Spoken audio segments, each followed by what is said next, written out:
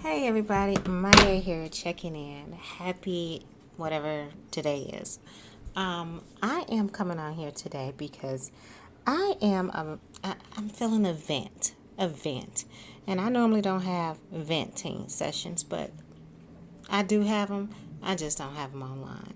But this is my first vent session on my channel, and I'm glad you're watching because maybe you'll relate to this. So I am venting today about fear mongering. I am so tired of the fear tactics being used throughout the social media, internet, and news media, and content creators, and so on and so on, of all of the tactics and the just drama being used to keep us in a shell. Now, if you've been following my page, if you've seen anything that I've posted, I hope you have, and this is not the first video, but if this is your first video, I'll share. I typically post Bible verses where I do voiceovers and things like that are positive regarding biblical times. So, now I tend to keep a positive outlook on life. I am a glass half full type of woman, and I believe in powering through whatever negative situation is going on in my life. Because guess what? I'm not going to always be in that bad situation or a pitfall, whatever you want to call it, forever. So I am looking to grow and get beyond the downside of anything that I find myself in. And I hope that for everyone. So I am just done with the fear tactics that are being pushed on us.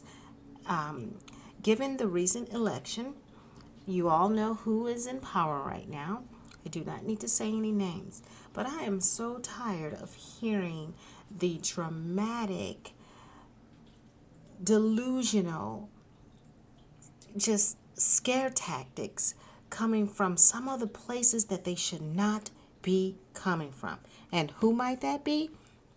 Scare tactics should not be coming from pastors, priests, people that are in place of church or over churches, and that are that have sanctuaries, or how do I say this?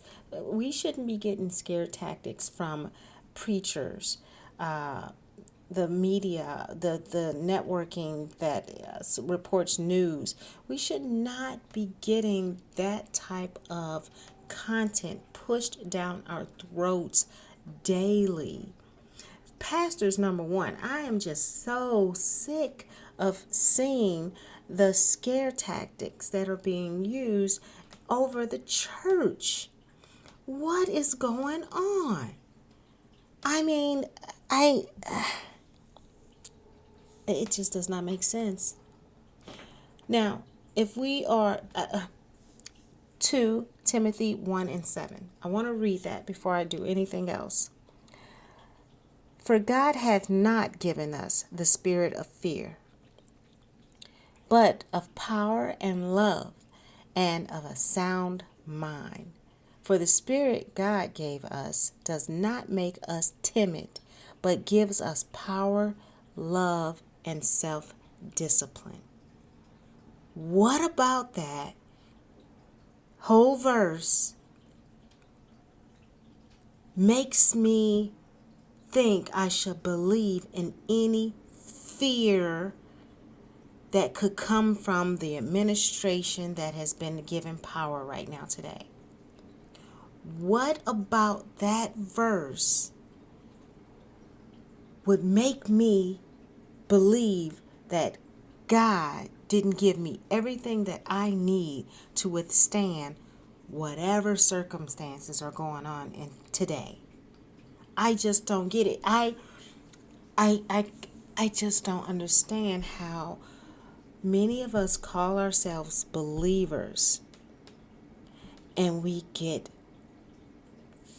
feared, pushed on us daily to where we feel that we are lost, that we feel like the world is over and that there is no hope.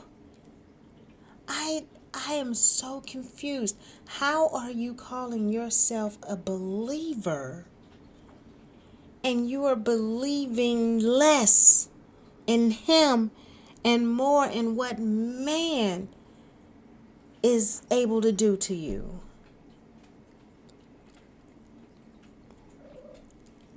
You know, I know some people are in a position that may lose some type of employment. Their career is changing because of the changes that are happening.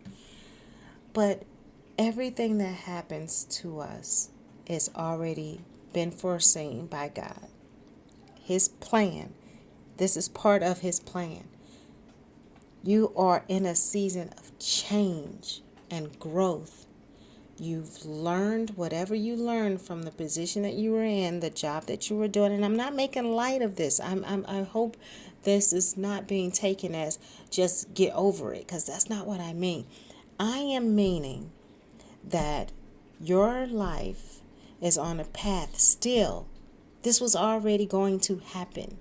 No matter when it was going to happen, it was going to happen. And if you believe that God's plan is his plan and whatever is happening today is a part of that plan, then you are in full acceptance of God's will.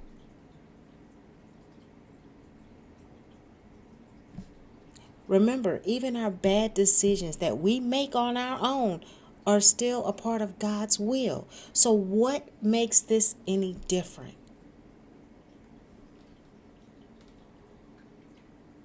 Our plans are not our own. Our plans are God's plan. So if we allow the mass media, if we allow other content creators, if we allow the current administration that is in power right now to dictate how to feel, how to think, and how to move in this world, then we're going to be in trouble. Because this is exactly where we are to be running to God in these troubled times, in times of need, in times of despair, in times of confusion, in times of hopelessness, and things that we feel so unsure about, because he doesn't change. His word, he cannot lie. He won't lie. He does not change. But in order to know what those promises are, you have to stay fixed on him. You have to follow and read and study his word in order to know what your choice is, what your avenue, what's in store. Stop listening to man-made drama, man-made fear tactics, and using and allowing that to dictate and turn you into a hopeless, spineless softy without a clue.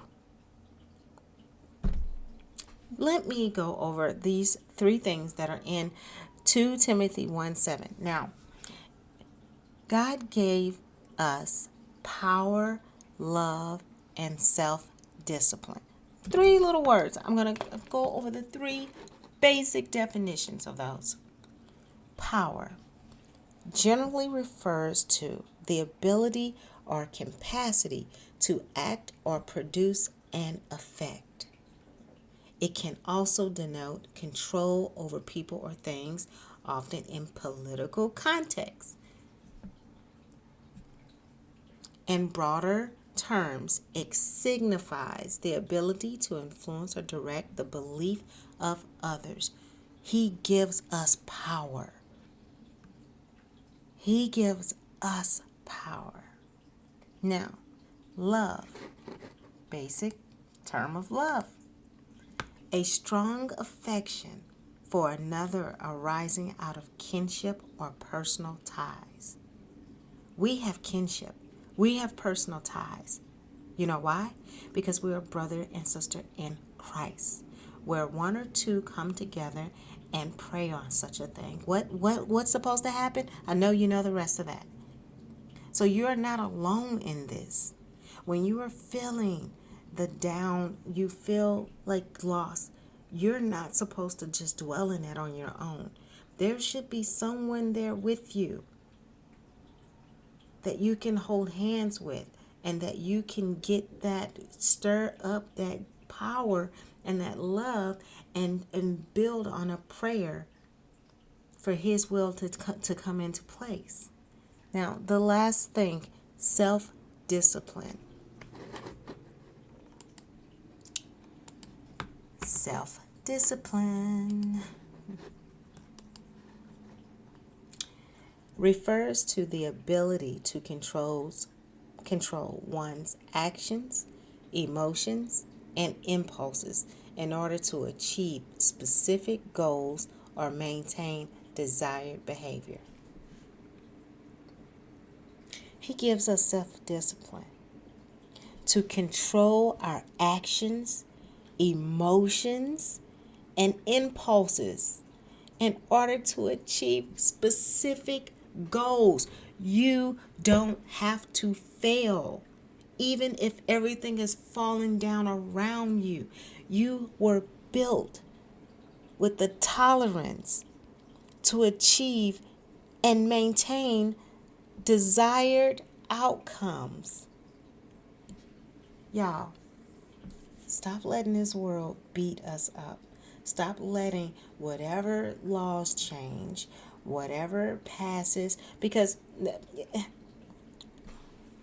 look, research it. I'm not saying ignore anything. Research it. Get as much information as you can about whatever you hear has been a change that affects anything that you care deeply about. Please research, but make sure you're not getting one type of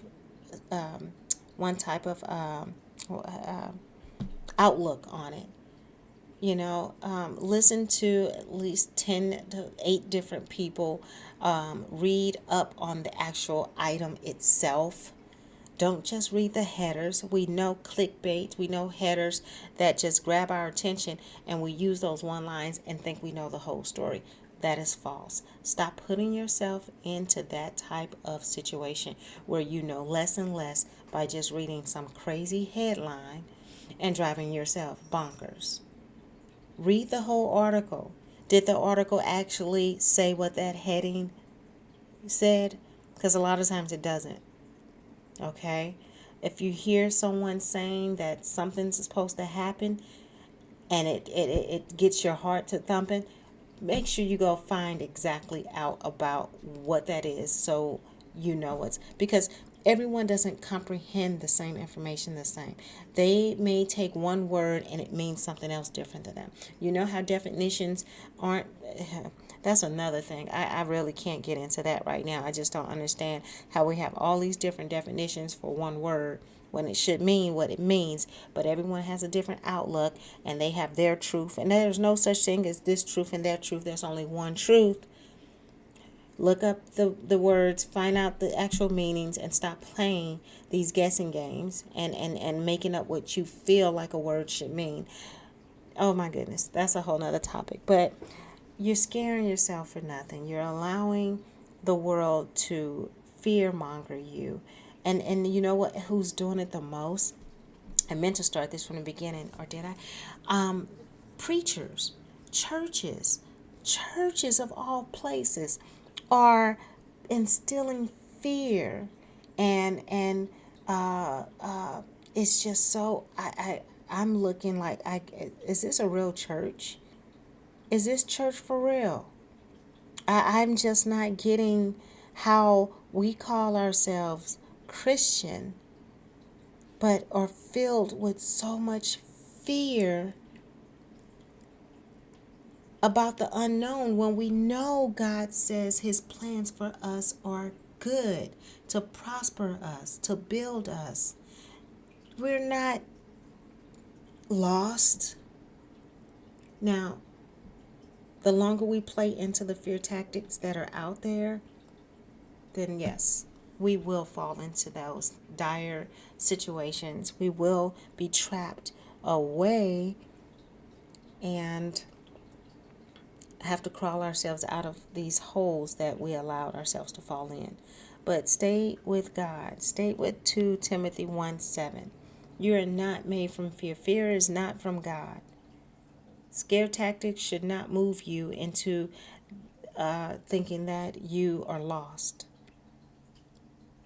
That's not God. That's somebody else. And we it's not God.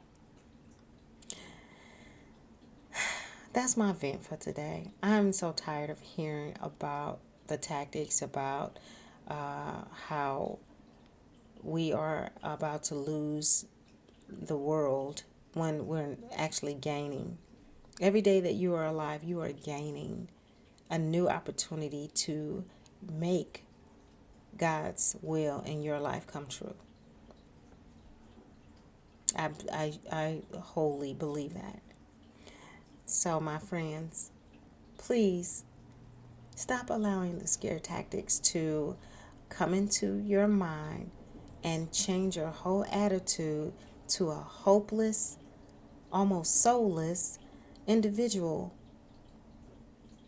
You have young children, you have nieces and nephews, you have people that are probably looking up to you, and they need to see that yes, you might have some concerns, but that God has you covered, and God is going to be there because you are with Him and you are leaning on Him and you are studying Him and you are pouring yourself into His Word and not these men's word or women, because there's some women out there talking loss as well, and we just can't let that be our our be all.